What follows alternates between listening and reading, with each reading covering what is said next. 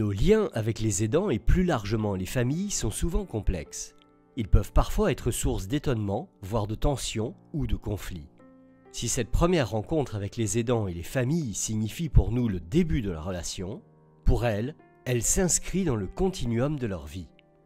Lorsque le parcours de cette famille est percuté par l'annonce d'une maladie grave ou par l'annonce de son incurabilité et de la prédominance des soins palliatifs, nous faisons face à leurs souffrances et devons répondre à leurs attentes et besoins qui sont partie prenante de notre métier de soignant. Ce sont les éléments que nous allons éclairer dans ce module.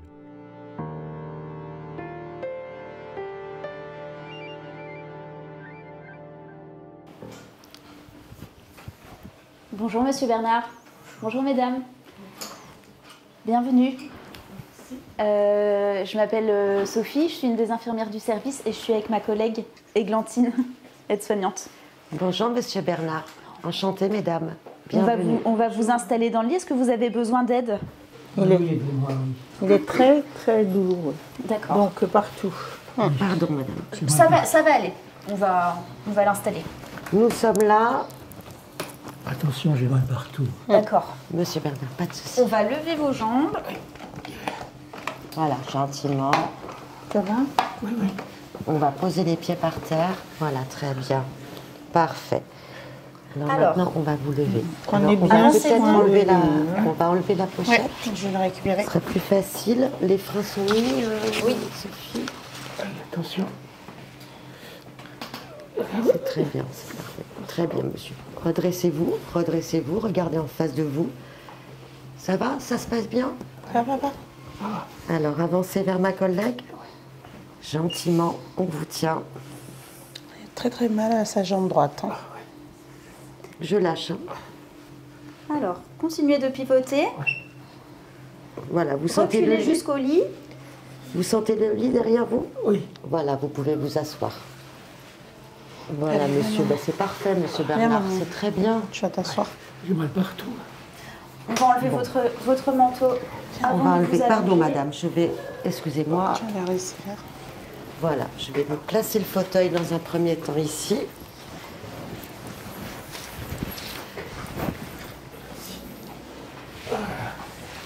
Voilà, monsieur, Ouais, détendez-vous. Allez, on va vous mettre sur le dos. Laissez-vous aller, monsieur. Il faut Dans faire la douleur- quelque chose la parce douleur qu'il est dans très la cuisse, douloureux. mais ailleurs. Ça douleur est très un peu dans le dos. insupportable.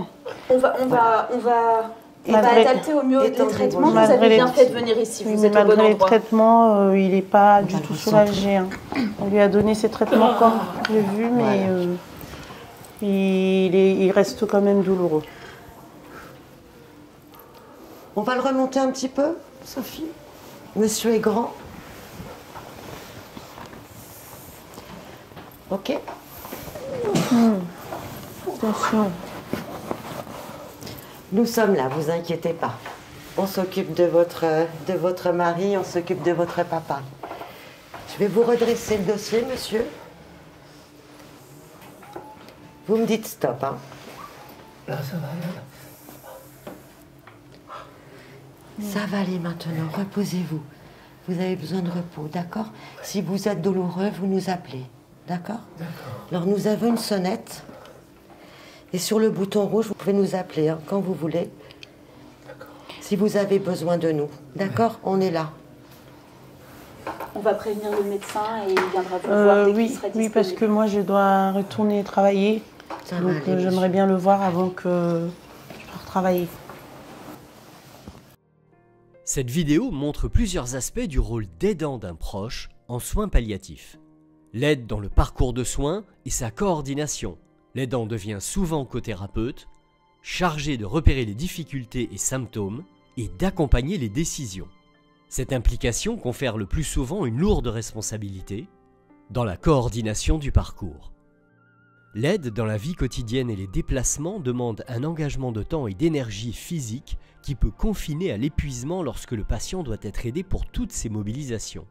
Cela peut être le cas au domicile ou en hospitalisation lorsque la présence de l'aidant y est aussi nécessaire. L'impact physique sur la santé de l'aidant n'est alors pas à négliger, avec des douleurs, des courbatures, de la fatigue, de la dépression. Cette mobilisation sur la durée peut avoir aussi des conséquences financières, en empêchant l'aidant d'accéder normalement à ses revenus ou en entraînant des dépenses supplémentaires. L'aide morale et spirituelle du proche redéfinit souvent les relations familiales, inversant les rôles et obligeant l'aidant à renoncer au soutien qu'il recevait autrefois de la personne aidée. Ce nouveau poids moral est amplifié par la culpabilité que ressent le patient face à la dépendance et par le manque parfois de réponses adéquates à ses souffrances. Ce soutien émotionnel, souvent plus exigeant que le soutien logistique, exige un investissement profond et durable de la part de l'aidant. Ces nouveaux rôles impliquent une mobilisation de temps, d'énergie et de capacité à faire qui se fait au détriment d'autres activités de l'aidant, qui doit changer ses priorités dans sa vie professionnelle, sa vie familiale, sa vie sociale et amicale. Cette charge globale peut être ressentie de manière positive, car correspondant à un devoir, le fait de le remplir devenant satisfaisant. Elle peut être aussi vécue de manière négative, quand elle dépasse les capacités de l'aidant. Cette charge alors entraîne une fatigue, voire un épuisement, de l'anxiété, de la dépression, de la douleur et une culpabilité face au sentiment d'incomplétude de la tâche. Pour mieux évaluer l'impact de ce rôle d'aidant sur le quotidien, on peut proposer à l'aidant de s'auto-évaluer avec l'échelle de Zarit.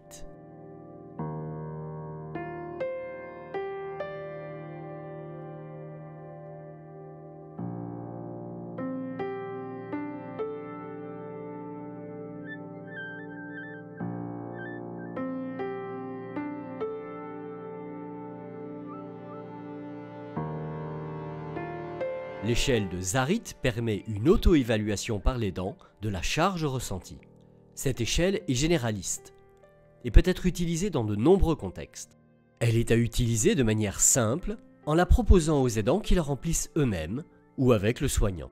Cette échelle n'est pas spécifique aux soins palliatifs, mais permet de mettre en évidence la lourdeur du fardeau. Son objectif est double: faciliter la prise de conscience de l'impact de cette situation d'aidant et concrétiser la demande d'aide. Cette échelle permet d'établir un score entre 0 et 88. Un score de 0 à 20 s'apparente à un fardeau léger. Entre 21 et 40, un fardeau léger à modéré. Entre 41 et 60, un fardeau modéré à sévère. Et entre 61 et 88, un fardeau sévère.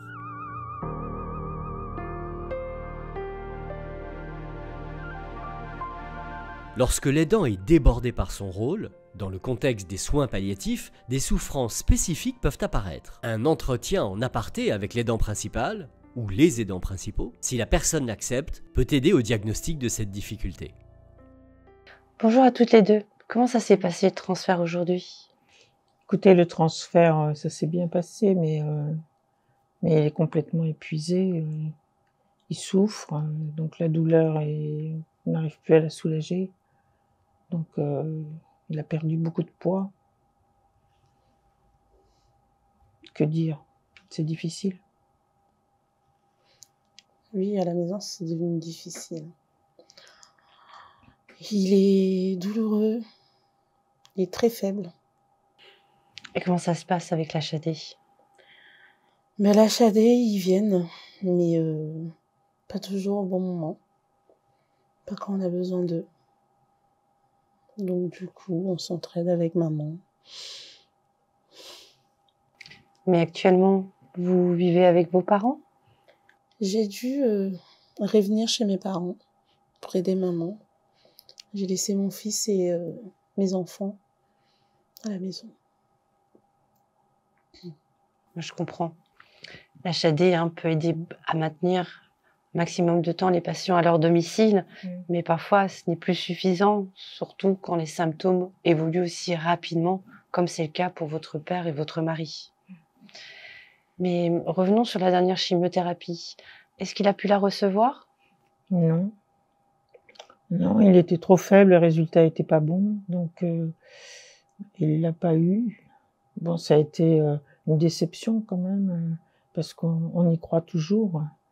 Et là, on se pose même la question de savoir tout ça pour ça, quoi. Est-ce que vraiment on aurait dû partir dans cette chimio parce qu'on ne voit pas d'amélioration et on continue à se dégrader. Et tout ça pour rien. On nous avait dit que cette chimio allait freiner cette cancer. Et tout ça pour rien.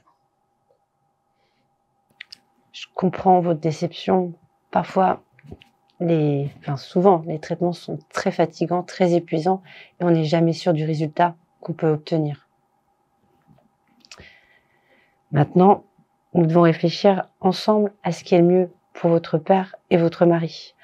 Son confort et privilégier sa qualité de vie. Oh, la qualité de vie, quand il souffre.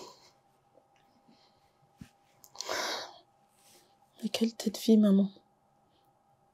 C'est vraiment dur. On n'est jamais préparé à vivre une telle souffrance. J'essaie d'être là pour elle. Mais c'est pas facile. Hein. Oui, je peux comprendre votre colère. Hein. La situation est très difficile et vous traversez quelque chose de très lourd. Donc c'est normal hein, de pouvoir parfois se sentir dépassé. Oui, Claire,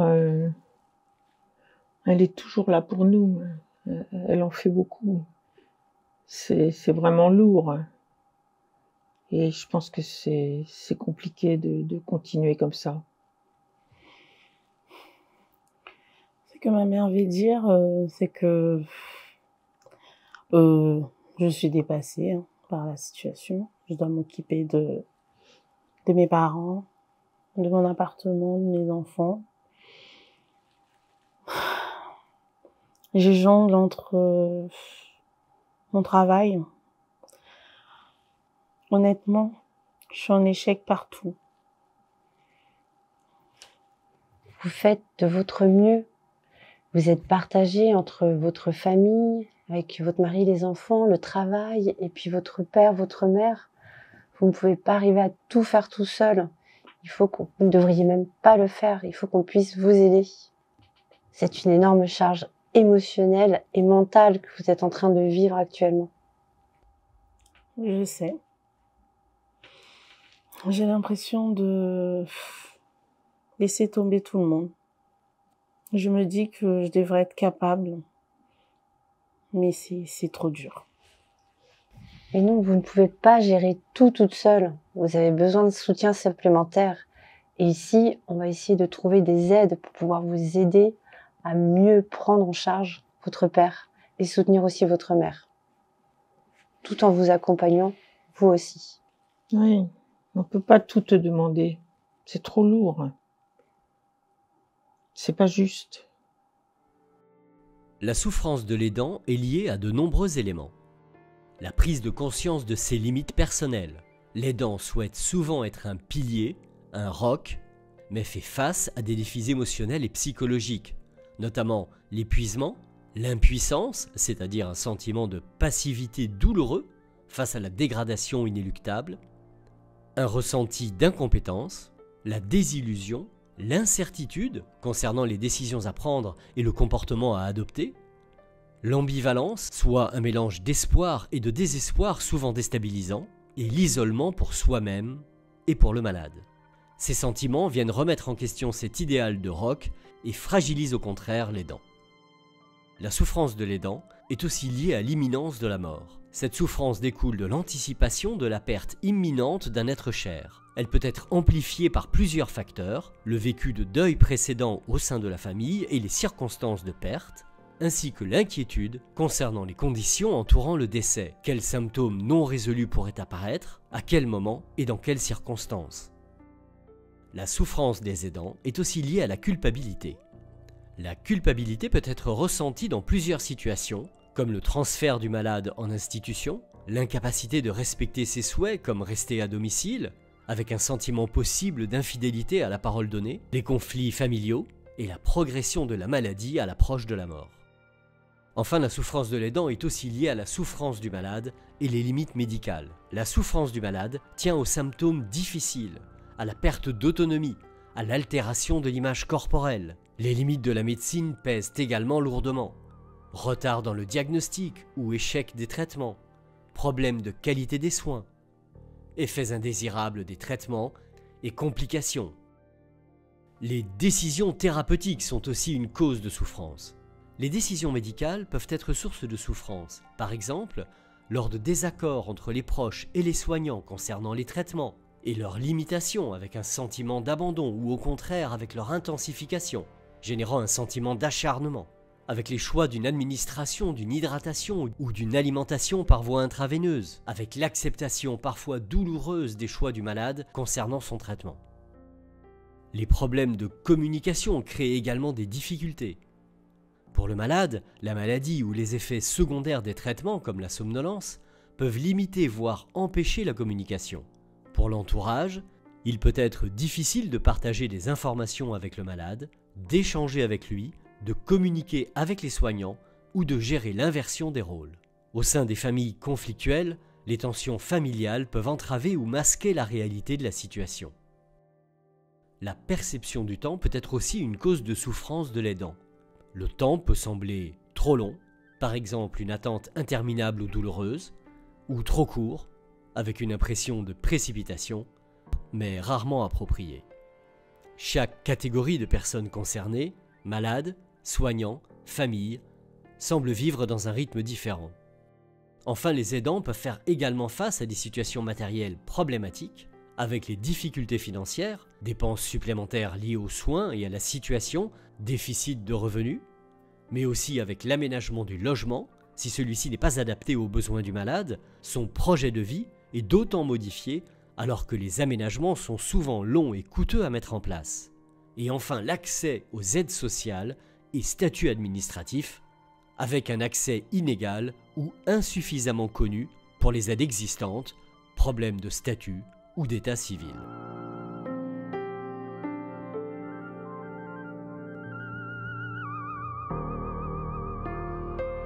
Les besoins et attentes des aidants et des familles sont multiples. Besoin de reconnaissance et d'écoute, les familles de patients en situation palliative nécessitent avant tout de ne pas se sentir seules. La relation, l'écoute, le temps d'accueil sont essentiels, surtout au début de leur relation avec les soignants. Les familles doivent être reconnues, écoutées et respectées.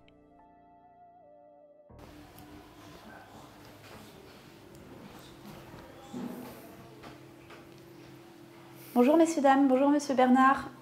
Bonjour. Bienvenue, entrez.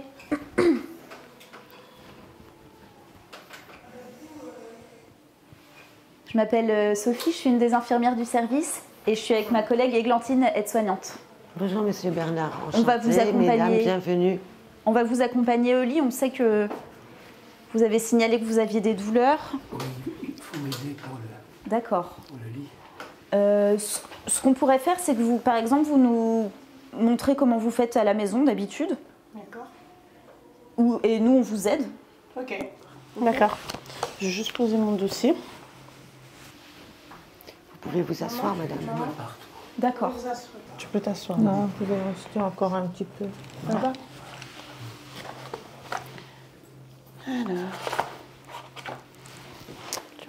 Vous êtes la fille, c'est ça? Oui, je suis sa fille Claire. Okay. Bah, n'hésitez pas à nous dire avec ma collègue si on peut vous... Alors nous à la maison en fait pour le transfert, papa il tient sa jambe, la jambe droite parce qu'il a très très mal. Il le tient avec ses mains et en fait moi je l'aide à faire le transfert. Ok. Et le fauteuil vous le laissez comme ça? Non, pas du tout. Donc on le décale un petit peu, on le met tout près du lit. Tout près du lit. Attention maman. Donc, attention à toi. Installez-vous, madame, si vous voulez, la chaise est là, présente derrière vous. Voilà. Alors, moi, je mets le fauteuil comme ça. Okay, je peux freiner? Oui, bien sûr. Et en fait, papa, il tient sa jambe. C'est surtout des douleurs à la cuisse droite, alors? C'est ça. Et je décale les cale-pieds, tout doucement. Attention à toi, papa. Et donc, du coup... Je le porte avec ma mère. À deux, vous le faites à deux? On le fait à deux. Ok. Si tu veux, tu pourrais juste prendre sa jambe droite parce qu'il le tient super mal.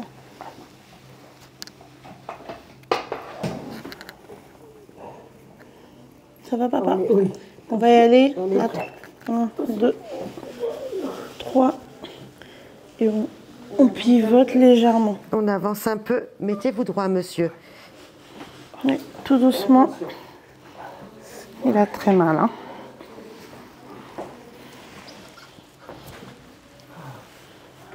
Voilà, monsieur. Ça va aller maintenant. Hein? Voilà. On se permet d'enlever votre sac, monsieur. Vous allez être soulagé là. Hein? On va enlever votre veste. Ce sera plus pratique pour vous.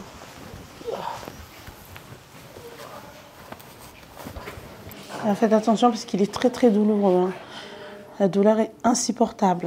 Et pour s'allonger dans le lit, vous faites comment d'habitude? Pour s'allonger dans le lit, je fais la même chose. Maman passe par derrière, prend son dos, et moi, papa il tient sa jambe, et je pivote avec l'autre jambe, et je soutiens. Deuxième jambe. Voilà, c'est comme ça qu'on fait.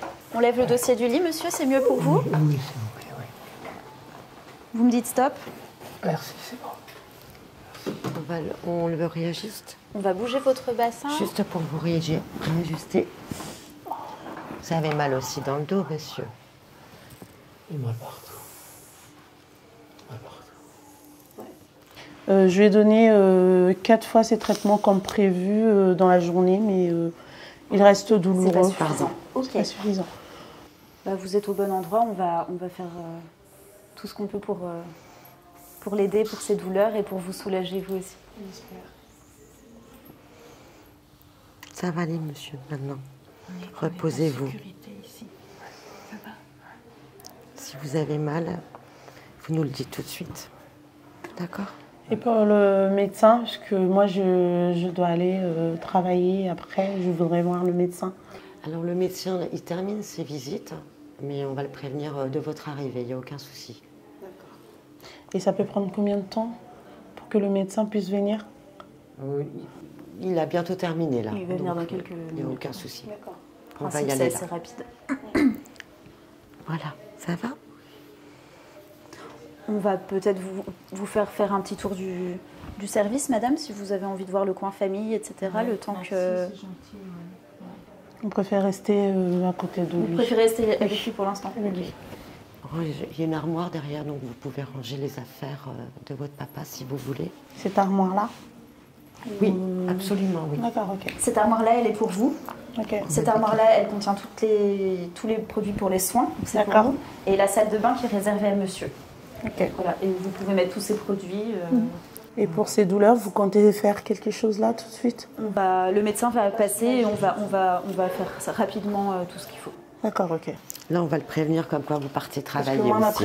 ma première préoccupation, c'est qu'il soit soulagé, parce qu'il est vraiment douloureux. Il reste douloureux. Hein. En tout cas, merci de nous avoir montré comment vous faites. C'est vrai que vous avez l'air d'avoir élaboré une manière qui lui correspond assez bien. On a appris hein, avec maman. Hein. Merci. On n'est pas formé, mais on a appris. En tout cas, ce sera bien transmis aux équipes, votre manière de faire qu'on trouve très, très intéressante. Merci. Ça a été pas mal avec vous, vous nous avez bien aidés, donc du coup ça a été efficace. Les familles ont besoin de contacts réguliers avec l'équipe soignante et d'un accompagnement tout au long de la prise en charge. Les familles ont aussi besoin d'être rassurées et conseillées, et de voir leurs actions, leur présence et leur accompagnement valorisés, et peut-être renforcés par l'utilisation d'outils comme le sociogénogramme pour mieux connaître la famille et faciliter la communication. L'aménagement des lieux adaptés est également important pour favoriser un espace d'accueil, de repos et d'intimité. Le recueil des souhaits. Les souhaits des familles et des patients doivent être écoutés, tracés et partagés au sein de l'équipe, avec des outils si besoin. Les familles ont un besoin essentiel d'informations sur les soins, les droits et les ressources disponibles. Un lien avec le domicile doit être maintenu. L'équipe soignante informe les familles, mais elle peut également leur fournir les contacts d'associations, mettant à disposition des outils et des documents d'information. Les aidants ressentent souvent le besoin d'être présents auprès du malade, d'avoir des moments d'intimité et de se sentir utile, parfois en participant à des soins. L'hospitalisation peut représenter un bouleversement pour les familles, tout comme pour le malade. Il est important de prévoir une place physique pour la famille dans l'établissement et de lui faire hospitalité, notamment avec un accès à un fauteuil, des horaires de visite souples et la possibilité de dormir ou de s'alimenter sur place. Des transitions peuvent être nécessaires pour un aidant habitué à s'occuper entièrement du patient à domicile qui doit maintenant s'adapter à une situation où les soins sont assurés par des professionnels. Le savoir-faire acquis par l'aidant doit être respecté et pris en compte. Le besoin de soutien matériel et de gestion des difficultés et d'accès aux droits des aidants. Les familles peuvent avoir besoin de soutien matériel pour gérer les difficultés du quotidien et d'aide pour faire face aux défis familiaux. Il est important de relayer les aidants et de les informer sur leurs droits. Les évolutions législatives reconnaissent des droits aux aidants que l'équipe soignante doit faire connaître et aider à mettre en œuvre. Comme les malades, les familles ont des besoins de soutien sur le plan psychologique et spirituel.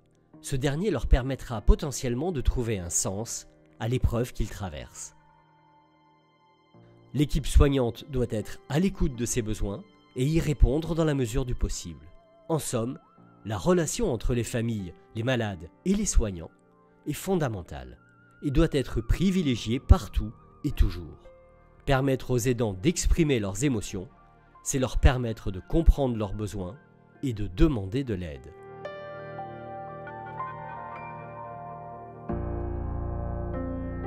Chambre 15, Monsieur Bernard. Oui, c'est le patient de 77 ans qu'on a accueilli cette semaine pour un cancer de la prostate avec des métaosseuses. C'est important qu'on fasse le point sur cet accompagnement, hein. Je crois que vous l'avez accueilli. Oui, alors dès son entrée, il était avec son épouse et sa fille. Et on a tous et toutes bien senti que c'était super difficile pour eux de le faire hospitaliser. On a d'emblée intégré leurs propositions pour installer Monsieur Bernard dans son lit. Et effectivement, on a bien senti que ça les a mises en confiance. Ouais, c'est super important qu'on maintienne avec elle l'échange sur comment on fait les soins. Et même si en fait ils étaient tous épuisés, on a senti que ça s'était bien passé. Très bien. Du coup, il faut qu'on garde ce contact avec et la fille et l'épouse pour adapter au mieux le projet de soins. Et vous voyez ça comment? Alors moi, j'ai rencontré sa fille Claire hier pendant ta consultation. Elle est dans un état de tension et de détresse énorme. Elle m'a parlé de la colère contre les traitements, mais aussi de la culpabilité qu'elle ressent vis-à-vis de sa propre famille. Du coup, je vais essayer de la revoir pendant l'hospitalisation et peut-être lui conseiller un suivi à proximité de chez elle, de son domicile. Jusqu'ici, elle ne s'est pas elle-même autorisée à prendre soin d'elle. Donc, mais elle chemine. Mais est-ce qu'on sait si elle est fille unique? Est-ce qu'il y a une fratrie? Est-ce que quelqu'un a fait un sociogénogramme? Oui, alors je l'ai fait avec Monsieur et Madame Bernard le lendemain de leur arrivée. Il était donc moins douloureux. Ils ont eu un fils qui est décédé il y a quelques années.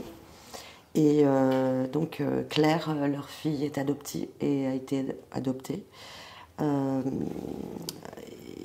a très peu de relais, donc tiens, voilà, si tu veux, j'ai le document qui pourra t'éclairer. C'est vraiment intéressant et en effet, voilà, on comprend mieux leur parcours et du coup la présence des deux femmes. Du coup, Oui, d'ailleurs, elles apprécient beaucoup de pouvoir venir sur des horaires élargis. Dès l'arrivée, c'est quelque chose qu'elles ont mentionné. Ensuite, on leur a fait faire le tour du service. Elles ont pu prendre leur marque dans le coin famille, la machine à café, etc. On leur a mis un lit accompagnant. Et en fait, l'épouse, depuis l'entrée, elle reste dormir.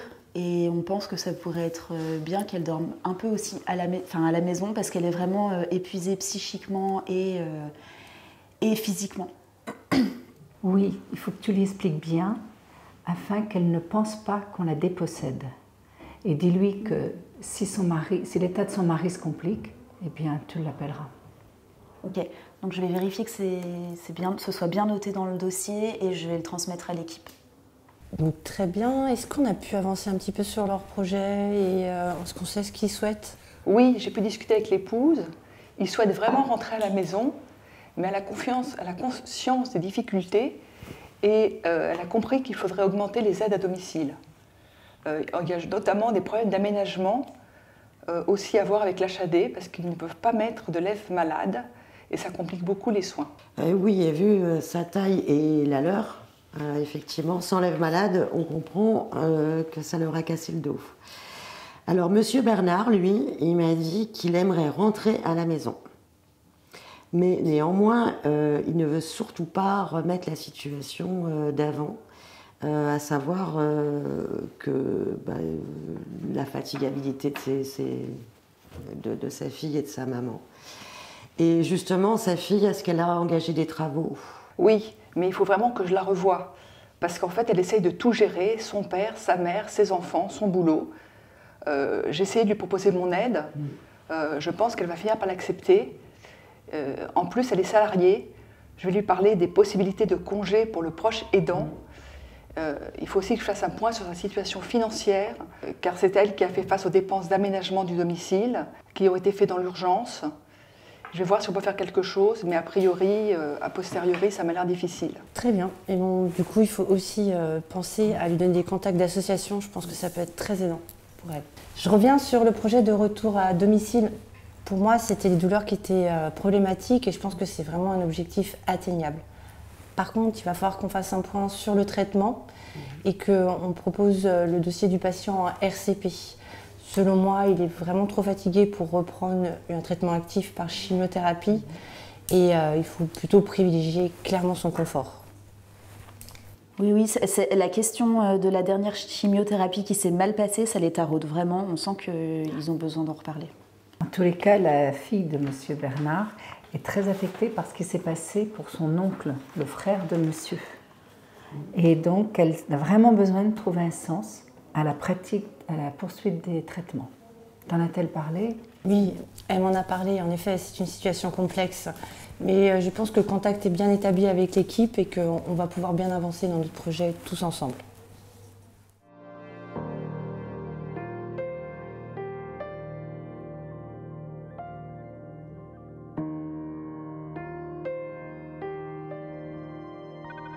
Pour cela, il est important de préciser l'organisation de la famille, par exemple en s'appuyant sur un sociogénogramme qui peut permettre à l'ensemble des intervenants autour d'un patient et sa famille de partager la même information. Il s'agit de constituer l'arbre généalogique des ascendants et des descendants en précisant les liens entre chacun afin que tous se repèrent. Le sociogénogramme est réalisé à partir d'un code graphique conventionnel et est utilisé largement en soins palliatifs, mais aussi pour la protection de l'enfance et pour le suivi psychologique des patients.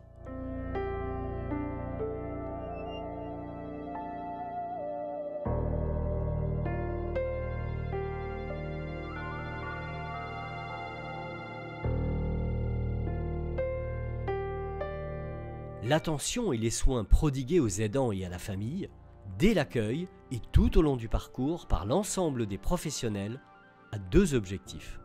Soutenir le lien personnel qu'ils ont avec le malade en leur permettant de rester époux, épouses, sœurs, frères, enfants, parents ou amis, sans avoir à endosser le rôle de soignant. Ils ont aussi pour objectif d'aider les aidants à trouver leur équilibre, leur permettre d'assumer leur rôle d'accompagnant et de veilleur auprès du malade en trouvant un équilibre qui préserve leur propre bien-être.